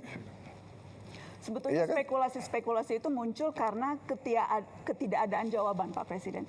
Jadi kerap kali kasus-kasus yang terjadi ini berhenti begitu saja, tidak terselesaikan. Sehingga kemudian muncullah begitu persepsi publik bahwa wah kalau ini tidak selesai berarti ini ada unsur negara yang bermain dan sebagainya. Karena, karena tidak ada jawaban maka kemudian saya ingin menjamin, saya ingin membangun Indonesia yang beradab, ya. Itu cita-cita saya. Saya ingin membangun pemerintah yang bersih. Saya ingin punya polisi yang bersih, jaksa yang bersih, intelligence yang bersih. Anda tahu, saya mau tanya sekali lagi ya, saya ini korban juga. Tapi saya itu berpikir yang besar. Concern rakyat, pangan, energi, benar nggak? Dengan perang, harga pangan bisa naik. Tapi saya mau tanya, ini bulan Ramadan, harga pangan terkendali atau tidak? You know, I think we are doing a good job. Ya, jadi percayalah, saya tidak akan mengizinkan hal-hal seperti itu terjadi. itu yang ingin kami dengar Pak. Iya. Percayalah, saya dipilih oleh rakyat untuk membela rakyat. Tapi kita waspada. Saya minta diusut benar. Ya. Diusut sampai aktornya. Iya, sampai aktornya. Saya rasa pernyataan Pak Presiden sudah boleh soal yang itu ya. Dan berarti Bapak tadi bicara secara tegas tidak boleh ada warga yang diintimidasi, yang diteror karena mengkritik pemerintah. Tidak boleh. Jaminan langsung dari Presiden Republik Indonesia. Kalau wewenang ada, itu saya lakukan. Ya. Bapak, apakah memberikan tenggat waktu ke Kapolri Pak untuk pengusutan kasus ini? Ya, saya ini orang realistis dan saya orang yang adil. Dari segi kapasitas, kita biarkanlah mereka bekerja. Ya. Tapi tidak hanya Polri, banyak lembaga lain juga harus bekerja. Ya. Lembaga lain penegak hukum juga yang Iya, di luar penegak kepolisian. hukum, ya kan? Apakah Bapak terbuka dengan ide membentuk tim independen untuk membackup ini Pak? Kita bisa pertimbangkan. Kita bisa pertimbangkan. Asal independen ya. Independen. Ya, jangan semua LSM yang sudah a priori benci sama pemerintah yang dapat uang dari luar negeri, ya kan? Ya kan? Kalau Anda mau bicara apa adanya, saya juga bicara apa adanya, gitu. Iya kan? Tapi yang jelas malam ini kami sudah mendengarkan langsung statement dari Presiden. Presiden sangat bold. Begini, Tegas. soal saya hal itu ingin karena- menegakkan hukum. Saya ingin menegakkan hukum. Bagaimana kita tegakkan hukum kalau kita biarkan seperti ini? Kalau itu dari aparat. Dan saya ingin kasih tahu bahwa memang aparat kita ya banyak kekurangannya. Kita menemukan deep state, kita menemukan ada dirjen-dirjen yang berani ngelawan menteri. Akhirnya kita pecat kan, banyak sekali dirjen-dirjen. Ada dirjen-dirjen yang merasa untouchable. Ada lembaga-lembaga yang merasa nggak boleh diaudit. Ini pekerjaan tidak ringan. Tapi kan saya tidak mau sedikit-sedikit mengeluh atau sedikit-sedikit mencari simpati rakyat. Ya ini pekerjaan saya dilantik untuk itu, saya bersihkan. BUMN saya sedang bersihkan. BUMN selama ini salah satu kebobolan kita paling besar. Jadi dari Mbak Nani, memang ini masalah Indonesia gitu loh. Di mana-mana, ya kan? Jadi tapi percayalah bahwa tidak ada niat dari pemerintah, apalagi yang saya pimpin, untuk lakukan seperti itu. Come on, apa sih? Benar nggak? Rakyat kita nggak bodoh. saya mau ingatkan ya, sampai hari ini rakyat yang di bawah itu dukung saya. Persis yang disampaikan tadi Pak Dede. Iya kan, kalau memang rakyat tidak suka sama saya, bisa turun ke jalan rame-rame. Tapi mereka tahu, kalau rusuh, semua negara yang rugi. Mau ganti saya, tunggu dong 2029. Jadi negara yang beradab ya. Sabar ya. Iya, sabar. Tapi yang saya lihat ya, Mbak Nana harus objektif juga ya, sebagai seorang tokoh, bahwa destabilisasi, disinformasi itu bagian dari bernegara. Jadi ada negara-negara tertentu yang punya keahlian di situ, regime change, color revolution, come on. Masa Anda nggak pernah baca, nggak pernah lihat, ya kan? Asia Tengah. Apakah Bapak membaca kritikan-kritikan yang dilontarkan baik oleh pengamat yang Bapak sebut tidak patriotik seperti tadi pertanyaan Mbak Eno, atau dari orang-orang yang memang selama ini kritis terhadap pemerintah, itu semuanya bermuara pada keinginan untuk regime change, Pak Presiden? Tidak semuanya, saya tidak pernah katakan semuanya. Sebagian Tapi besar. ada, oh jelas ada. Ya kan, jadi begini. Bagaimana Bapak membedakan itu, Pak? Mana yang menurut Bapak memang ini sudah keluar jalurnya, sudah saya ingat begini. istilah Bapak makar waktu dulu bulan Agustus ada demo, dan mana yang memang ya ini sesuatu yang Ya kan, yang wajar. Jelas waktu Agustus ya jelas makar, dia mau bakar gedung DPR, kantor gubernur, institusi pemerintahan mau dibakar, dia semakar, bikin kerusuhan, bawa bom molotov, ya kan? Tidak ada LSM yang ribut soal bom molotov. Banyak yang Ada yang protes nggak? menyampaikan, banyak Pak yang Jujur lah. protes, banyak yang Nggak, protes. come on, sudahlah. Banyak yang protes. Jujur, buka rekam jejaknya, rekam digitalnya. Tetapi Untuk dalam ya, round satunya kita cukupkan dulu ya. Enggak, biar aja.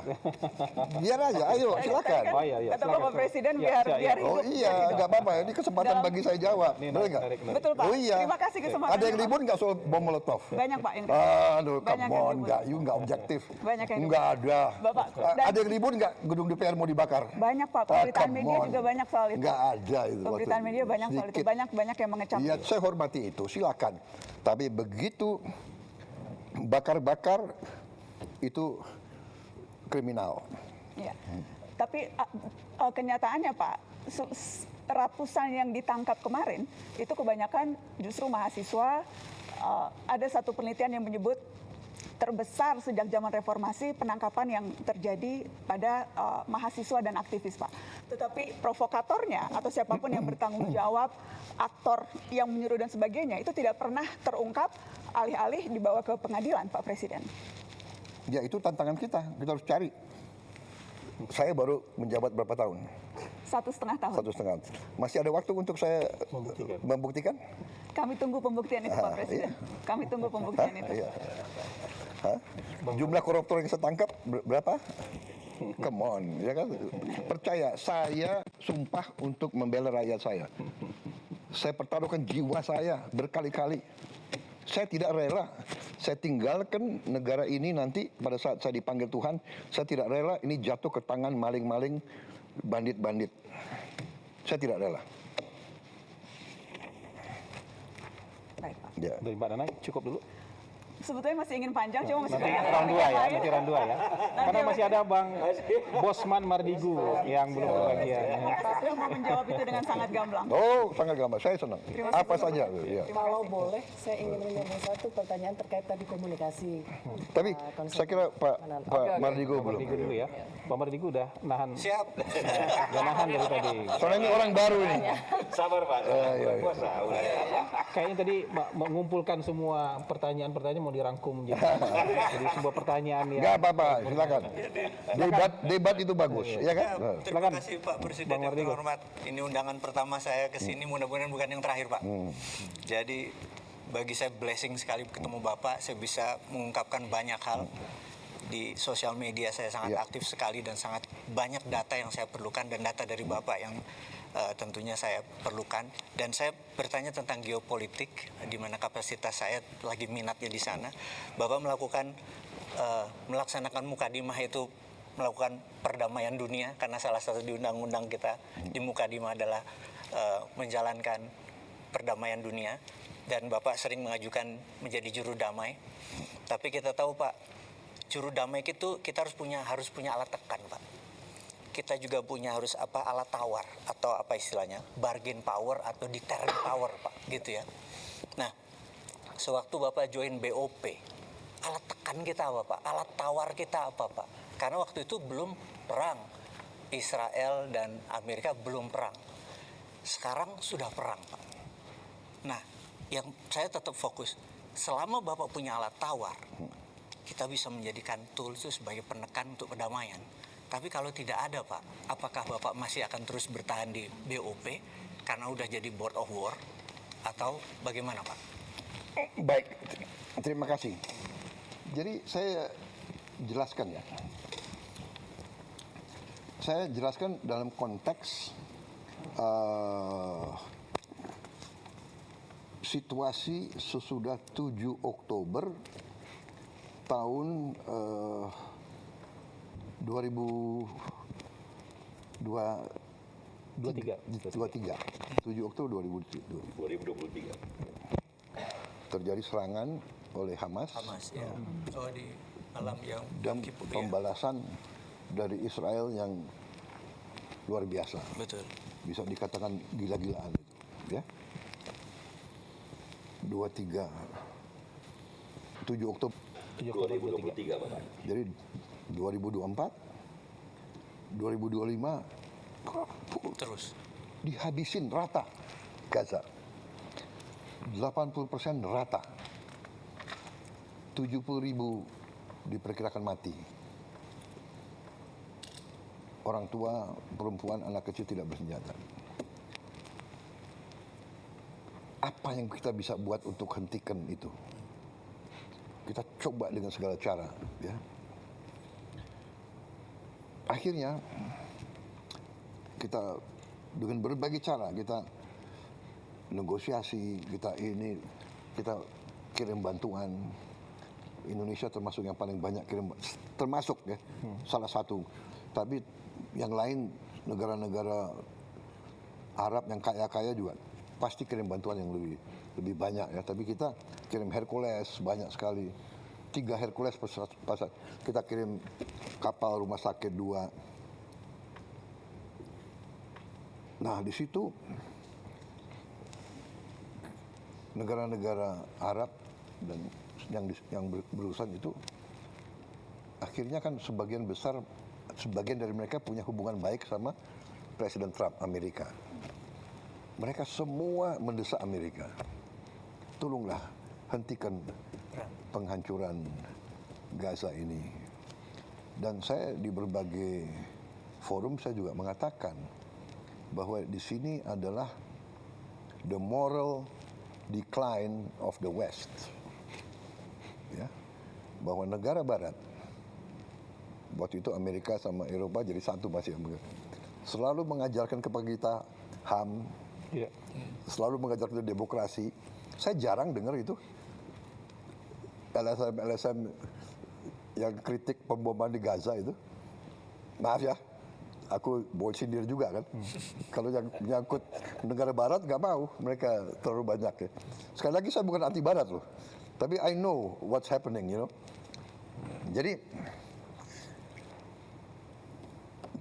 akhirnya Presiden Trump itu tadinya dia punya cita-cita ingin menjadi presiden yang bawa perdamaian. Betul. Ada Abraham Accords. Tadinya. Iya, iya. Dia sangat mengharapkan dia bisa menyelesaikan masalah-masalah dan dia bisa dapat Nobel Peace Prize. Nah, ini oleh rekan-rekan kita negara-negara Arab waktu itu dan Muslim bahwa kita ingin mendorong Presiden Trump untuk bisa neken Israel untuk hentikan. Karena kalau kita buka terbuka, kalau kita bisa terbuka, hanya Amerika yang bisa nahan Israel. Kemudian waktu di sidang umum PBB di bulan September tahun 2025 kalau tidak salah ya. Saya muncul karena UNGA. saya pembicara ketiga habis Lula, Brazil, Trump, saya. Di situ saya sangat tegas dan juga hari sebelumnya saya juga bicara di forum yang dipimpin oleh Prancis, Emmanuel Macron. Dan di situ negara-negara barat banyak yang umumkan mengakui Palestina. Ini terobosan besar. Ya. Kalau tidak salah Prancis umumkan, ya kan? Inggris umumkan, banyak negara. Ini terobosan ini. Terobosan luar biasa. Karena semua mau neken supaya Israel hentikan itu. Nah, di situ juga saya tegaskan lagi bahwa the only solution is two-state solution. Sesudah pidato saya, berapa jam kemudian, 8 negara Muslim diundang oleh Donald Trump. Arab Saudi, Uni Arab Emirates, Yordan, Turki, Pakistan, Qatar. Ini fotonya ini. Ya. Sama Jordan, Pak. Iya, sama Jordan. Jadi yang mimpin waktu itu Donald Trump dan Erdogan, dua co-chair the meeting. Jadi di situ Mesir Perdana Menterinya hadir, Pakistan Perdana Menteri, Raja Abdullah sendiri hadir, adiknya MBZ hadir, dia kalau tidak salah duta besar di Washington, saya dan Emir Tamim. Ini juga Menteri Luar Negeri Arab Saudi. Di situ dia minta Witkoff nggak salah duduk di belakang itu, nggak kelihatan di belakangnya besan ya. Dia bacakan 21 point plan of Trump. Tak. Kita pelajari, kalau nggak salah ada paragraf ke-19 kalau tidak salah ya. 19 ya. Jadi dia bicara macam-macam, interface dialog, tapi paragraf ini yang menentukan bagi kita. While Gaza redevelopment advances and when the Palestinian Authority, ya, Palestinian Authority jadi pemerintah yang mimpin Palestina sekarang, reform program is faithfully carried out, the conditions may finally be in place for a credible pathway to Palestinian self-determination and statehood, which we recognize as the aspiration of the Palestinian people.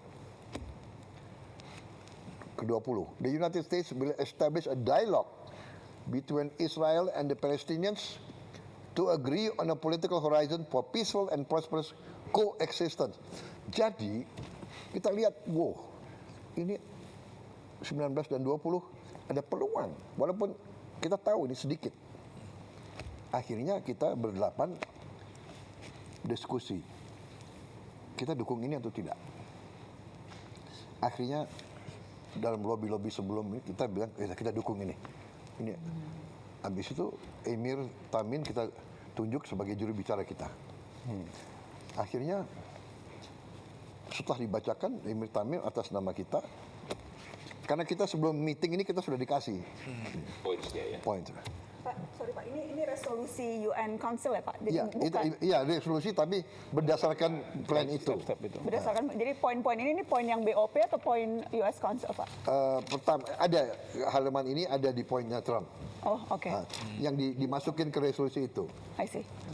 Nah, akhirnya Emir Tamim bilang, Mr. President, we like your plan. Ya, plannya Trump kan jadi pertama 21, akhirnya jadi 20 dan sebagainya. Tapi anyway, we like your plan, but the problem is not us. The problem is Prime Minister Netanyahu of Israel. Nah, di situ Trump bilang, dia bilang begini, dia lihat ke kita, Emir Tamim kan di sebelah saya, dia let me take care of Prime Minister Netanyahu. Dia let me take care of Prime Minister. I will convince him. Jadi dia kasih jaminan ke kita, dia yang akan menggait Perdana Menteri Netanyahu. Dan Benar, ini kalau nggak salah pertemuannya hari Rabu atau Kamis, Perdana Menteri Israel datang hari Senin dan akhirnya dipanggil ke White House dan akhirnya dia juga terima masalah ini. Dalam perjalanan terjadilah gencatan senjata. Ya. Terjadilah gencatan senjata pertama kali. Akhirnya berkuranglah penderitaannya rakyat Gaza. Yang tadinya ribuan mati, akhirnya total dalam 1 tahun gencatan senjata, ya ada pelanggaran, ada mati 600 sampai 700 orang. Yang darinya ribuan tiap minggu. Kemudian buka Rafah, ribuan truk masuk. Bantuan. Ya sekarang ada 4.200 truk tiap minggu. Kalau tiap truk itu 10 ton, 20 ton ya. Pokoknya sekarang diperkirakan semua rakyat Palestina dapat makan. Bisa diselamatkan. Ini fokus. Tiba-tiba ada konsep Board of Peace. Ya kan? Jadi, nah Board of Peace ternyata rencana itu yang tidak ada Board of Peace itu dimasukin ke Dewan Keamanan. Resolusi Dewan Keamanan. Resolusi 2803 yang tidak diveto oleh siapapun. Berarti Rusia dan Cina ikut mendukung. Walaupun tidak eksplisit. Dia abstain, tapi dia mengizinkan resolusi ini. Nah, itu syarat kita. Jadi syarat saya dari awal, saya akan ikut dalam proses perdamaian.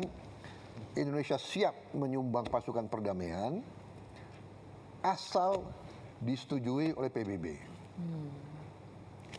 Akhirnya Board of Peace disetujui oleh PBB. Nah, kita tanya lagi 7 negara Muslim lainnya, bagaimana? Akhirnya kita ambil kesimpulan begini. Kalau kita di dalam, mungkin kita bisa pengaruhi dan membantu rakyat Palestina. Kita tahu tidak gampang. If we are inside, maybe we can help dukung rakyat Palestina. Kalau di luar, Pasti nggak bisa. we cannot do. Jadi akhirnya kita putuskan kita masuk. Oke. Kemudian itu statusnya. Dan saya, ya, jadi saya setuju benar sama yang dikatakan Pak Mardigu. We must have leverage. Kita harus ada posisi tawar. Saya tidak tahu kenapa Indonesia diajak. Kita agak jauh. Tapi mungkin karena kita dianggap salah satu negara Muslim yang besar. Ya, Turki besar, Pakistan besar. Walaupun kita jauh dari situ, kita diajak. Jadi ya saya menjalankan perjuangan bangsa Indonesia dari dulu. Kita selalu membela kemerdekaan Palestina. Dan itu mereka tahu. Dan saya selalu katakan dalam pembicaraan saya dengan tokoh-tokoh Barat, kita akan ikut. Dan kita siap kirim pasukan perdamaian, asal saya bilang, semua pihak setuju keterlibatan Indonesia. Pertama, tokoh-tokoh Palestina. Kedua, semua negara yang terlibat. Mesir, Yordan. Saya katakan tidak hanya Mesir, Yordan, dan bagi saya bilang, Mesir, Yordan, saya juga minta didukung oleh Arab Saudi, Qatar, UAE. Itu mitra-mitra kita kan yang baik. Dan saya juga mengatakan, de facto, Hamas harus menerima kita. Itu saya sampaikan. Karena we want to be a peacekeeping force. Kemudian oleh mereka, kita yang ikut di Board of Peace, itu dikasih kelonggaran. Namanya keterlibatan tiap negara diberi kesempatan sesuai dengan national caveats. Jadi keberatan-keberatan nasional boleh dihormati. Jadi kalau Board of Peace punya banyak kegiatan, negara X, kami mau ikut yang ini, kami nggak mau ikut yang ini. Itu boleh. Ikut serta dalam pasukan perdamaian juga begitu. National caveats. Kita tegas, kita tidak mau terlibat dalam aksi militer terhadap Hamas. Satu. Kedua, kita tidak mau terlibat dalam mengambil senjata di weaponization dari Hamas. Kita tidak mau ikut. Yang kita mau adalah menjaga rakyat sipil dari serangan manapun. Itu komitmen kita. Setelah terjadi perang begini, kita konsultasi, tapi de facto-nya adalah everything on hold. Ya, saya sudah umumkan. Menteri Luar Negeri sudah umumkan bahwa sekarang kita tangguhkan on hold. Kita tangguhkan semua sampai penjelasan lebih jelas. Ya, kalau memang tidak ada suasana damai, bagaimana kita terlibat? Ya, itu pertama. Tapi sekali lagi kita harus hitung benar apa yang bisa kita buat bantu rakyat Palestina. Karena kita memang sangat diharapkan. Rakyat Indonesia, bangsa Indonesia sangat diharapkan oleh orang Palestina. Bantuan kita, makanan kita, bantuan dari Basnas kita luar biasa, besar sekali. Kita siapkan Hercules, tapi barang-barangnya kan dari Basnas, dari rakyat Indonesia itu besar sekali pengaruhnya. Jadi situasi itu, Pak Mardigu. Jadi kita lihat. Tapi ya akhirnya sekarang kita harus bertindak dengan sangat hati-hati. Jadi di hold dulu Pak ya? Oh jelas, sudah saya umumkan udah dari minggu lalu. Jadi kalau pasukan perdamaian atau bantuannya Pak? Karena kan Pembicaraan kayaknya ya Pak. Makan kan tetap diperlukan Pak. Iya. Kalau enggak kelaparan lagi kan Iya. ya. Kalau bantuan Yang kita hold adalah pasukannya. pasukannya. Tapi bantuan pangan, rekonstruksi kan Ya saya kira itu jalan harus terus. jalan ya. Oke. Ketika Bapak bilang akan ada indikator yang Bapak gunakan untuk memutuskan apakah masih bermanfaat atau tidak posisi kita di dalam BOP, Pak. Iya. Apakah perang yang dimulai oleh Israel dan Amerika ini tidak bisa jadi indikator untuk kemudian memutuskan ya memang Board of Peace tidak lagi sesuai namanya karena bahkan justru memulai peperangan. Apakah itu indikator yang tidak cukup kuat untuk membuat Bapak memilih Iya, keluar? itu salah satu indikator yang sangat kuat. Tapi sekali lagi kan kita masih sinkronisasi dengan beberapa mitra-mitra kita di situ. Kita akan nanti tanya pendapat Mesir, Yordan, Turki dan sebagainya. Ya.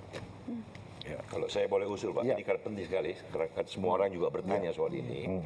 It will be unwise kalau kita directly relate masalah bantuan rekonstruksi Palestina dengan dinamika terbaru, karena di BOP kan urusan rekonstruksi Gaza, dan kita berpartner dengan begitu banyak negara yang lain, termasuk yang juga mendapat masalah tanpa sengaja walaupun tidak mau terlibat perang seperti Qatar, Uni Arab. Jadi mereka kan juga harus kita dengar.